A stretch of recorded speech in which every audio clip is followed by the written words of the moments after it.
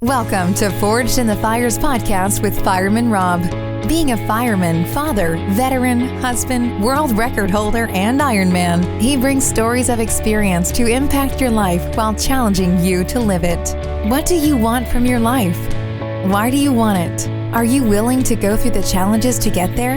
If you have the courage to take that first step, let this podcast be the catalyst to start your fire while you bring the resilience to make it continue to burn. Our lives are made up of moments called right nows. So let's get started. Forged in the Fires podcast with your host, Fireman Rob, begins now.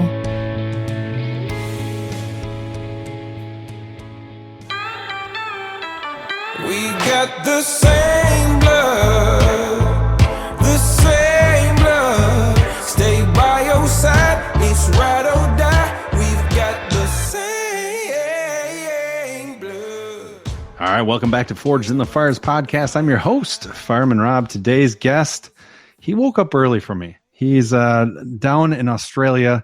He is a gentleman who is active in so many different ways, from CEO coaching to he's a keynote speaker to he has an amazing podcast, and there's just so many other things. Oh yeah, by the way, 10-time national sports champion, Craig Johns. So great to have you on.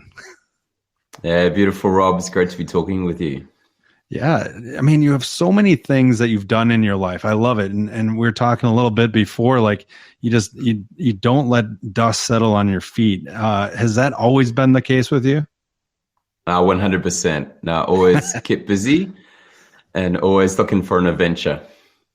When you were younger and you played sports, you know, what was the driving force for you at the young age to be able to just, you know, be at the top level that you're at? Oh, look, I always like to win. Obviously, I think for most athletes, they want to win, and there was that competitive instinct there from a very, very young age. But I was always determined to prove people wrong or to overcome something. You know, I grew up on a farm. The nearest neighbor was a mile away. I went to a school a primary school when I was 5 years old that started with 26 students, and when I left with 1 year to go at primary school, there were only 7 left. Seriously. And so you kind of locked away in this little, you know, this beautiful green space of, you know, dairy cows and dairy farms and great people. But yeah, look, I love that space. But yeah, I was always determined to, you know, what could I do? How could I win? Whether it be a math competition, whether it be sport, but always in a very humble way.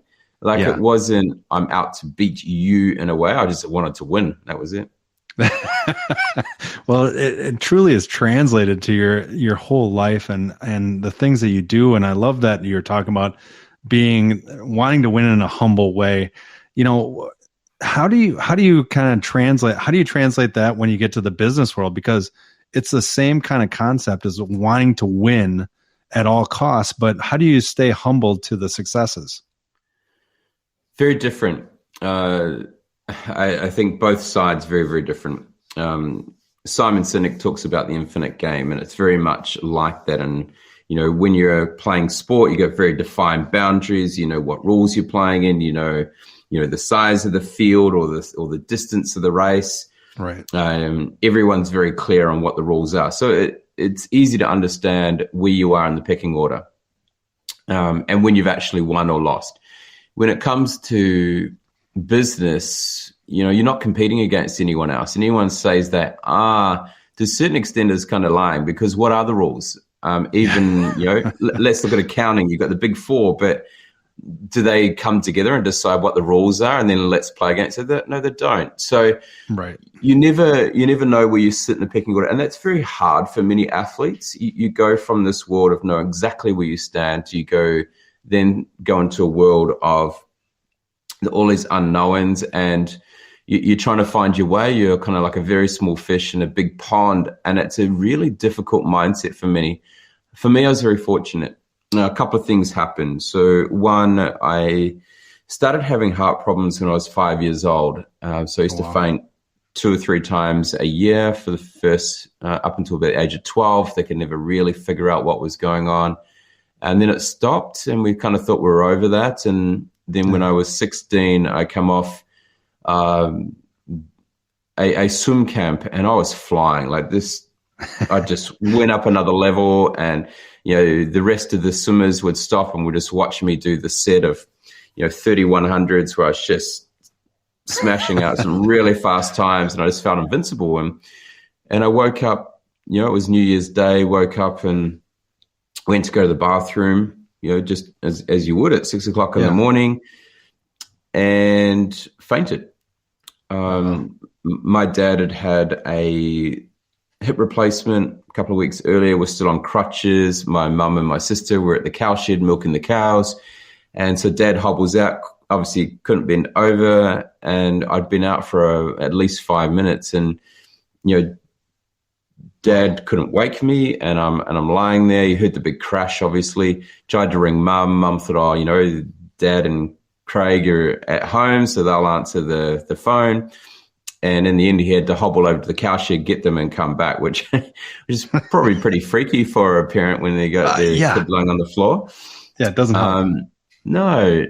And I couldn't get up for about half an hour. And then they finally got me up, and they got me. Dad had a bed in the lounge because of his hip replacement. So they put me down on that. Kind of went to sleep for a little bit. They kept an eye on me. Woke up about 8:30, got up, and I went, felt amazing. And I was walking home and go, I'm going to go for a 40K bike ride this morning. And just before I got to the kitchen table, I'm like, I'm going to go. And I fainted into the bookshelf and was out for another 2.5-3 minutes. And then they needed to call the ambulance. So I spent a bit of time in intensive care, had the defib paddles next to me, which is, it didn't really freaked me out, but I was like, I don't need those, because I was, that invincible kid who'd broken an arm, and you kind of get back up, and it fixes itself, and away you go again. And so I had atrial fibrillation and vasovagal syncope. So, they're, irregular heartbeats and things that happen, and generally, they tend to come in with people who have heart attacks or later on in life. Right. So it was fairly rare at that age. But they said, look, you're not going to have to give up sport. And we use cardiologists around the world. And I'm like, look, am I going to die if I play sport? And they said, well, we don't know. And I said, is there any specific reason why sport is actually going to harm me? And they couldn't come up with that. And I said, look, I'm going to go back to playing sport. And they said, okay, as long as you kind of just be aware of yourself. And within a year, within 12 months, I'd made 2 New Zealand teams or squads in both triathlon and field hockey, and 2 very, very different sports. Yeah. And so just kept going, and every now and then I'd have to lie down, and I'd have to come off the field and lie down, or I think I had 1 or 2 races where I had to kind of stop and just lie down because the body was trying to faint, etc. So went back into it, went to World Champs, and then at 21 I started fainting 3 times a day. So not 2 or 3 times a day? 3 times a day. So, there was a time where I was teaching 18-month-old kids. So you're very young, babies, toddlers, swimming. And so the rest of the team knew that I was starting to have episodes, and I started to go while I was in the water while I'm holding 2 kids. So I literally had to roll out, put the kids down, and then roll out and keep going. So that was the second time I was told to give up sport, and kind of did for a couple of years, really focused on my career at that point. Mm-hmm. So I was, coaching, athletes right up to Olympic level, professional sports teams, sports science with, America's Cup and different sports as well. And then moved to Taiwan in 2004. And the day I arrived, we had this bag of money that we were given as a settlement to, find your house and put your furniture and all that sort of stuff. And my mate lived there, and he's like, hey, Kay, come with me. You're going to buy a bike. And so I bought a road bike, and within 12 months, I dropped 17 kgs and I was back racing again. And so after being told to give up sport twice, I then started the 10 national titles. Actually two more happened after I was told to give up sport again. So you're stubborn is what you are. Yeah, very stubborn. But for me, transitioning into kind of the real corporate world later on, it was easier because, one, I woke up every day, and if I was alive, I was just very grateful. I'm just happy I'm alive today. So I was very present in that sense of knowing that I'm going to do whatever I can each day because this could be my last in a way. And the second thing was, because I had built up a career while being an athlete, when I stepped out of being an athlete, I already knew where I was. I didn't have to worry about that, going from knowing where I'm in the pecking order to what happens next. So, yeah, very fortunate in that sense. And it's funny you have this question on your site, and I'm wondering if you've asked yourself it. Have you ever overdone it in your life for all the right reasons? That sounds specific to you. Very much so. And look, the last time I flatlined and ended up in intensive care was when I was in the corporate world, and I'd gone into C-suite for the first time, was, number 2 in a company of 500. We were world leading in sport, mind, health, education, hospitality in Phuket, Thailand. We had everyone working from the Dalai Lama right through to Formula One drivers, Maria Sharapova, Olympic, multi-Olympic gold medalists, as well as just, your general people wanting to get fit and healthy. Health side of things, we had like just amazing people, world leading stem cell regeneration, anti-aging, sports medicine, the hospitality, the food. We had an organic farm. It was incredible. So I had everything around me to be the healthiest person on the planet. And I had a job to bring all these egos together. As you can imagine, right? You've got top sport coaches, you've got top educators, you've got people who are the best at mind training. Then you've got the doctors, and my job was to integrate them. So we had integrated packages for everyone. So every email, every phone call, every conversation was completely different. So my brain was working hard, and I was loving it, right? I had the best it job sounded like in the something world. you'd love. Best job in the world. And I worked 70 to 80 hours a week. I didn't have a day off for 302 days straight. And as I said, I loved every minute of it. Wow. Because when you work in hospitality and when you're growing something, because it was startup, true. You've got to be there for the people. And I probably took it to the extreme in a way. Funny that. And and one day I woke, I fainted and flatlined and had to go off to intensive care. My heart wasn't, the regular heartbeat wasn't resetting. And they were trying everything they possibly could. And when I remember lying there in the bed and just looking at my wife, and this is the first time my wife had seen me like this. Yeah. And it was the first time I realized it wasn't about me anymore. As an athlete, it was always about me. Yes, I had family, etc., but I was that invincible, kind of kid growing up. Actually, I must put a caveat in here. Yes, I was that invincible kid, but I was like everyone else. You still have insecurities. You still have fears. You still have limiting beliefs. We all have those. And by the way, if anyone ever thinks they're going to get rid of them, you're not. They're always going to be there. You just have to manage them. And so true. But I also thought about the 500 people that I worked with, and I was like, you know what? I have to make a change. And what's interesting is the CEO there that brought me in, he had known me before as an athlete and coach. And he said to me about a week before, he said, I don't get it, Craig. And I'm like, what do you mean? He goes, when you're an athlete, you did everything right. And as a coach, you're the epitome of high performance. You did everything right. You got the recovery, the rest, you had the right mindset. Right. And you come in here and you're not looking after yourself. And so he kind of knew something was on. And so it made me realize something that happens as an athlete. When you get recovery wrong, it's very present in front of mind. Your muscles are tired. They might be screaming out to you. You slow down. Your reactions aren't as fast. You make mistakes. So it's a very clear trigger that you haven't got recovery right. in the working world, unless you have a really physical job or something catastrophic happens, it's so gradual and it's a mental fatigue. It's so gradual. The body keeps adapting to it and you don't realize what's happening until it's too late. So people may have experienced this where you work, then you have a holiday, 2 days in, you get sick. Yeah. And so your body kind of works well with stress to a certain extent, unless you really overload it and a big hit, but it works quite well with stress, and it'll manage it really, really well until you take that stress away, and then it will go, you know what?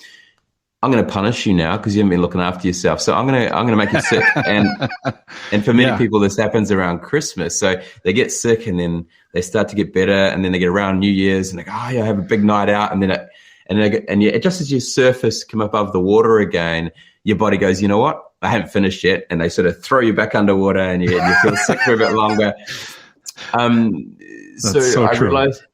So I realized I needed to schedule my energy, I needed to focus my energy, and I needed to invest in my energy. And it wasn't just I needed to be back out exercising regularly. It wasn't just about eating well. It wasn't just about sleeping well, but it was also about finding ways to free the mind. And as I said before, like every conversation, everything was so different. I needed to give it breaks throughout the day, throughout the week, throughout the month, throughout the year, so that I could continue to work in a high performance mode. And I love the way that you put it, because you talk about chief energy officer in our own lives. Every single one of us is a CEO. And like for yourself, how, as you were going through all these processes and going, flatlining, that's nothing to even shake a stick at. That's an incredibly stressful moment to probably think back to. But how did you create that in your own life of saying, hey, I really need to gauge my energy. I need to gauge what I'm doing because my family needs me, my work needs me, and I need me. Yeah. Well, look, energy is the number one currency in leadership. So it's not only yourself, like when you go into a leadership role, it's not only yourself, you are managing the energy of other people. And if you don't, you're not going to get productivity. You're not going to get performance. You're not going to get longevity out of them. You're not going to get loyalty and legacy from them. So you have a responsibility as a leader to not only manage your own, so you can bring your best every single day, but also you need to manage other people, because they will do the same as what I did.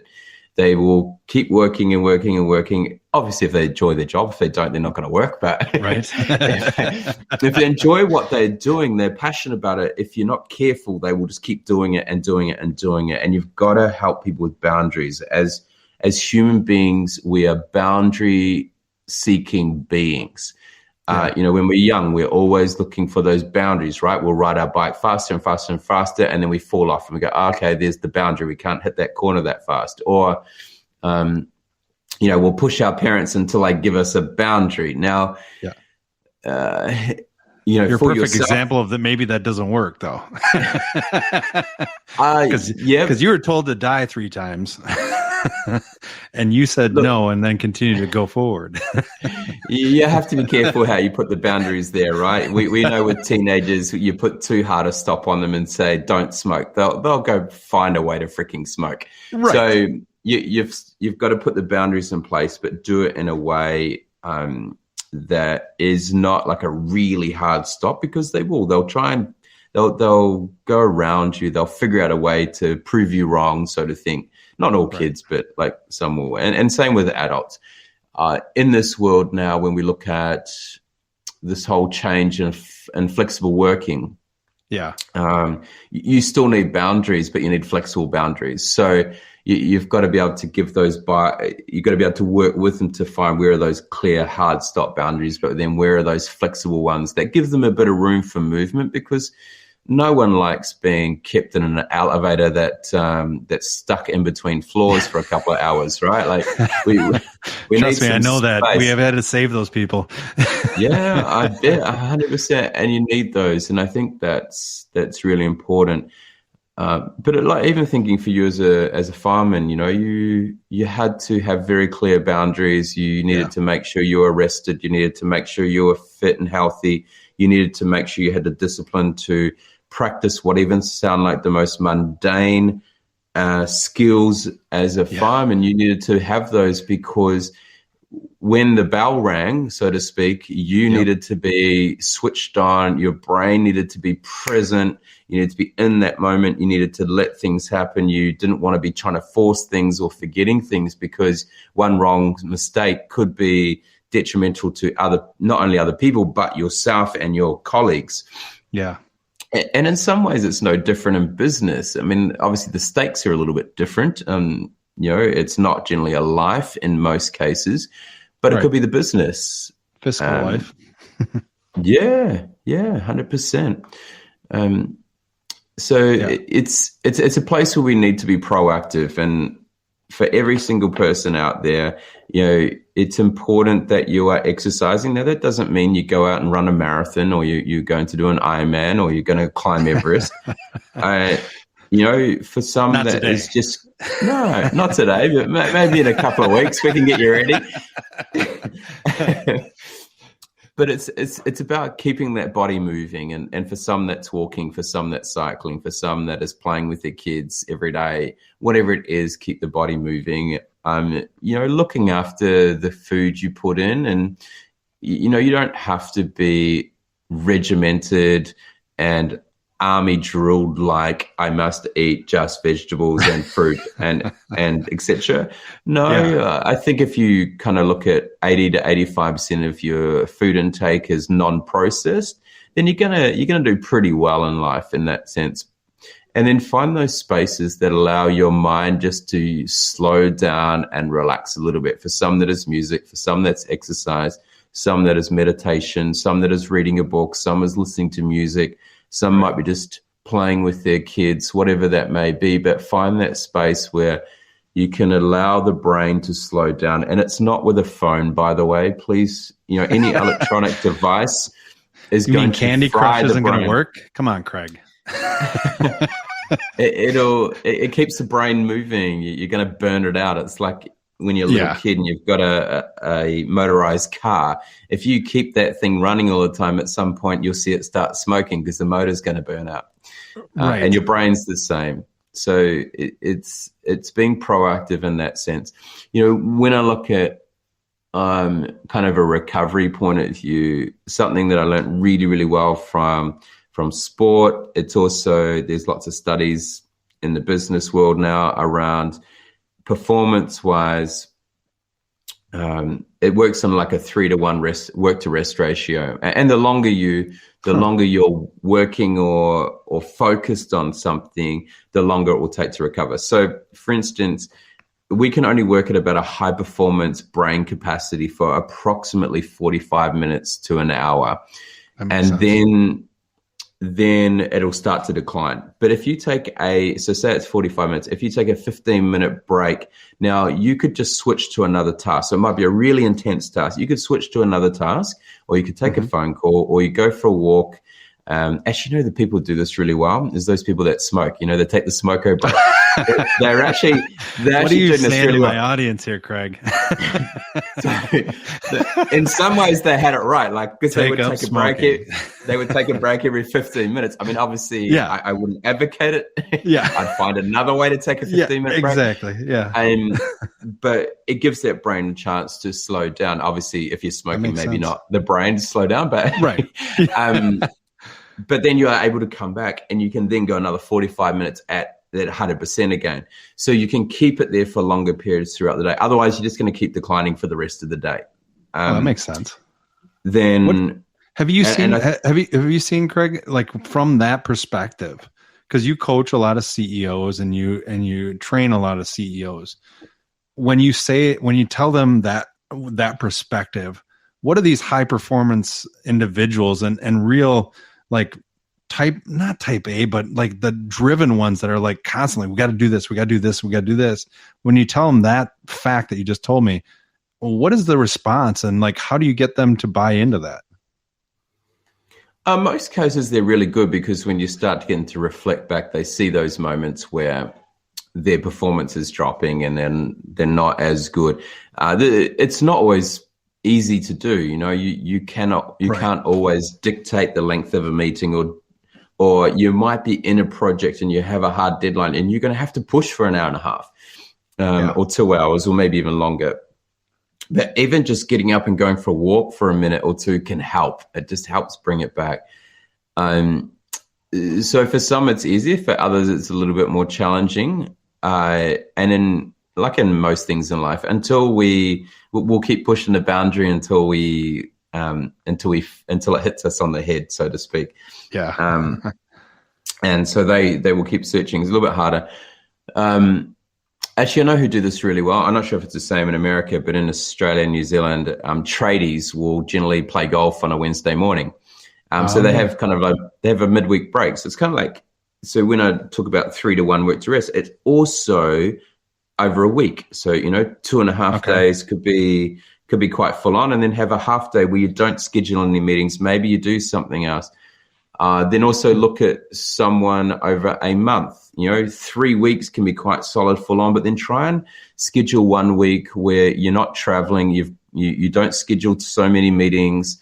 You maybe reduce the amount of time you work. You might knock off a bit early, go pick up the kids, or whatever it may be. But just try and keep that. Then look at how you do that over a year. So, over a quarter, maybe 3 months are quite full on. Try and keep not 3 months. So say keep about 9 weeks are really, really full on, but then 3 to 4 weeks, just you don't have to stop working, but just reduce the intensity load during that. And you can do this over your career. One of my very good friends, Anne Gripper, she only takes CEO roles for a maximum of 5 years. Then she'll have a whole year off. So one time she went to Switzerland, started her master's. Another time she cycled around the world. Another time she set up a philanthropy business. And so it means when she goes into that CEO role, she knows for 5 years she can give her absolute best, but then she needs a reset and recovery space so she can come back and be on top of her game for the next one rather than going from one to the next. And it's interesting, when I started Speakers Institute Corporate with my business partner, Sam Cawthorn, before we signed the dotted line, I said, by the way, after 5 years, I'm having minimum 6 months off, maybe 12 months. And the reason I set that intention, because if I waited to 4.5 years, the business would not be ready. And even if I took that 6 months off, I'd be working all the way through it because the business wouldn't be set. So by setting the intention at the beginning, it means I build all the processes into that role so I can actually step away, allow other people to run it, and I can go and enjoy that time away. Oh, that's awesome. That really emulates like that whole process of, it's like preparing for the Olympics. 100%. You have that ramp up process, and then you have that recovery process leading into it. And then afterwards, it's like, okay, you got to retool the toolbox and figure out what you want to do. I mean, it's amazing how it correlates. And, do you see non-athlete? Do you see a lot more athletes who are CEOs, or is it kind of a good mix? I actually find most athletes are similar to me because they're waiting for that physical fatigue to kick in, and it doesn't. Yeah. And because they're generally mentally super strong and are able to, I suppose, from a mental point of view, they're able to push through so many things because they've had to be a great athlete. And so their mental fortitude is super, super strong. So they're just waiting for that physical fatigue. It doesn't arrive. And so quite often it's quite common to see athletes that will just push too hard. Some may get to a burnout level. I never did. Some people might think, you burnt out. Oh, no, I didn't, because I love work. Burnout is, I would just overdid it. My body overdid it. Your body told you. It was more your body than anything.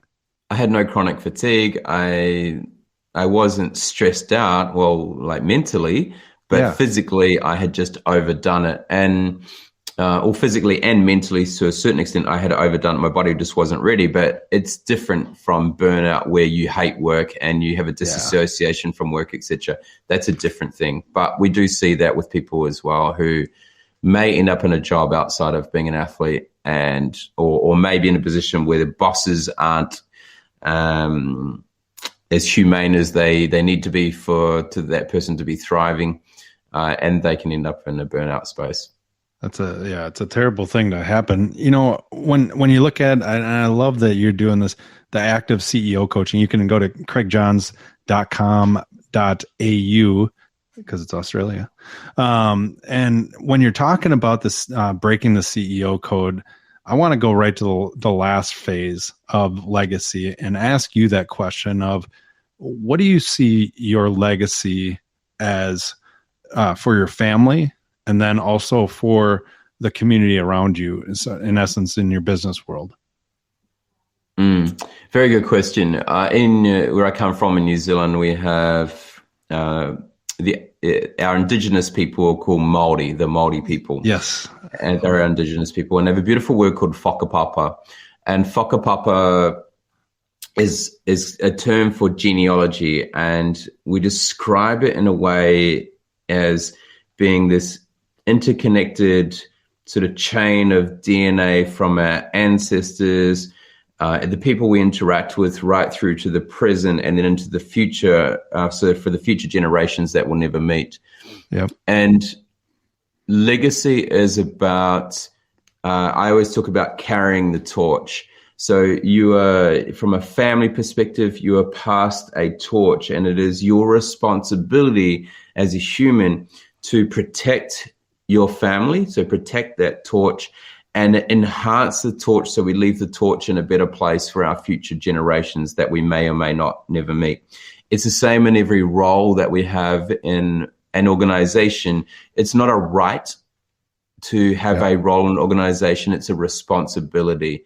Whether you're a leader or whether you're just a junior janitor, or you are a secretary, or you are a specialist, whatever it may be, you have a role to protect that and leave it in a better place. And for those who, I think a lot of people around the world would know who the All Blacks is. It's the most winningest sports team that have existed, have the highest percentage of win rates out of all the professional and international sports that are regularly competing, because I think like the American Dream Team in basketball might be a little bit different.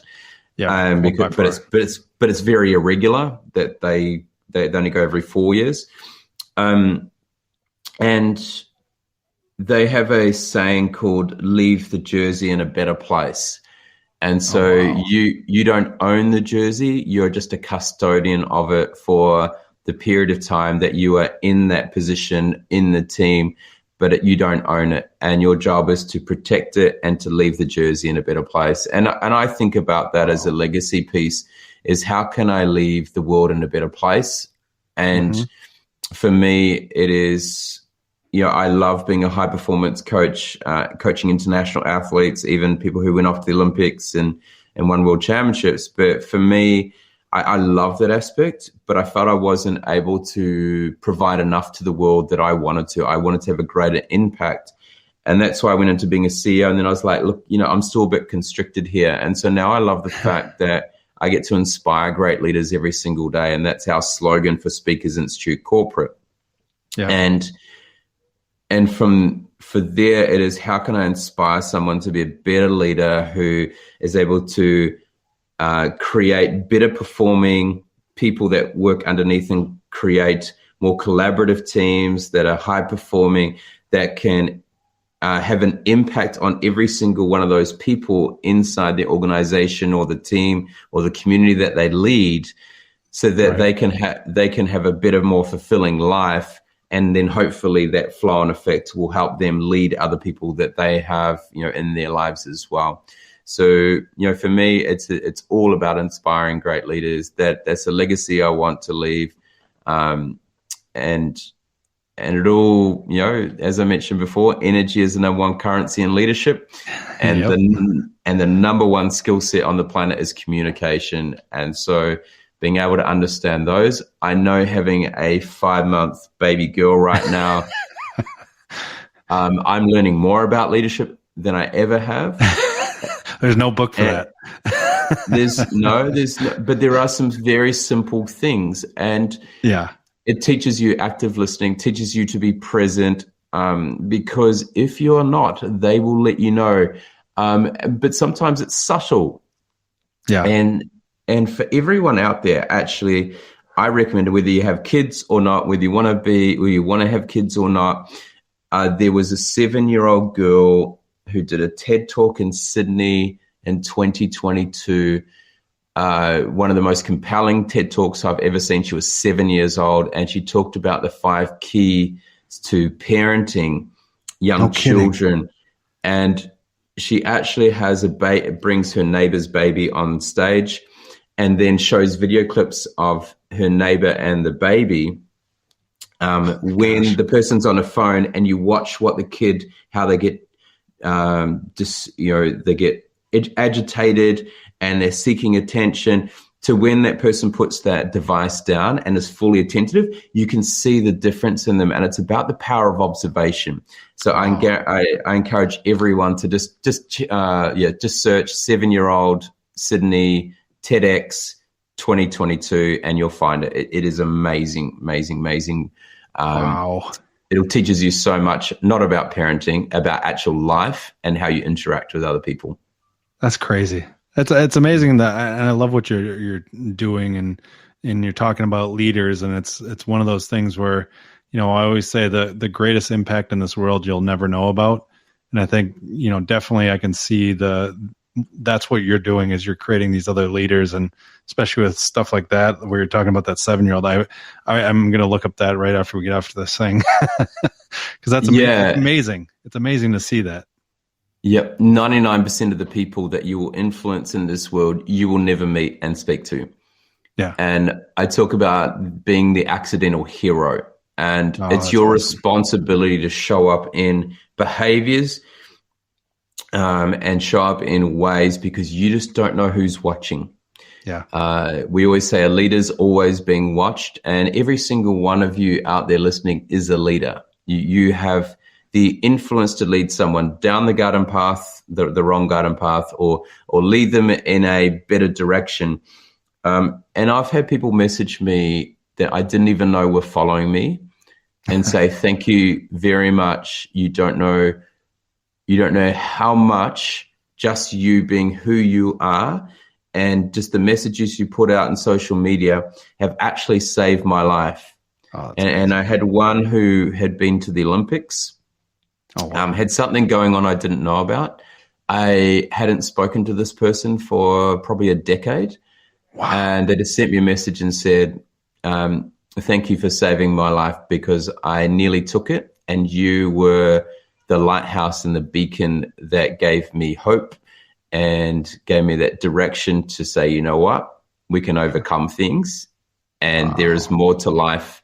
And this small challenge I'm dealing with seems really big right now, but it is minuscule in this big world we live in. And it's amazing. It all comes down to just being you and being present and just being a great human being. I love that. It's a perfect way to end. It was like you planned it, Craig.